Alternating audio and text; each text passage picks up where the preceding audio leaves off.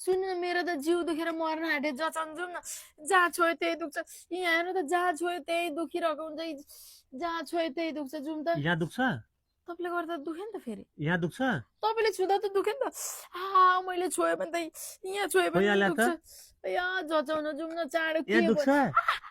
दुखो के नगर्नु न फेरि बुद्धिन सुद्धिको धर्म छ अनि यहाँ तेरो समस्या औँलामा छ काँडा बिजेको छ औँलामा अनि जिउमा जहाँ छोयो त्यहाँ दुख्छ अरे काँडा बिजेको औँलाले जहाँ छोयो त्यति दुख्छ नि कस्तो यार दिमाग पनि छैन टेन्सन पनि छैन यस्तो मान्छे सङ्गत गर्नुपर्छ मैले वाती काहीँ काम कि गोदे अब यो काँडो पनि नथाहा पाइकन बिच त मैले कसरी के गर्नु औँलामा काँडा बिजेको थाहा नपाएर जिउ दुखो भन्ने मान्छेसँग के सङ्गत गर्ने यार यस्तो आपत्ति चापत्तिको मान्छेसँग कहिले काहीँ थाहा नपाइकन काँडाले घोत्दैन थाहा नपाइकन गोछ कहिले काहीँ अब यो काँडो निकाल्दिनु समस्या जहाँ छ त्यसैलाई हटाउनु पर्छ क्या अब यो काँडो निकाल्दिनु यसरी निस्किँदैन काँडो के गर्नु त औँले काँडा फालिदिनु पर्छ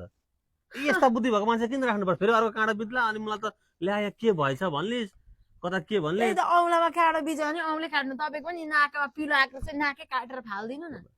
ऊ आँखाको छेउमा पनि यहाँ के भएको रहेछ कस्तो थाहा नपाउने मान्छे त्यो पनि म बाटी छु म अतिको बाटी कोही छैन भन्छ यार कुरा गर्छ दिमाग पनि यस्तासँग जिन्दगी काट्नुपर्ने छ आफूले तनाव छ अयो जान्ने एउटा सियोले यहाँ दुख्छ अरे लाज लाग्दैन बोल्न पनि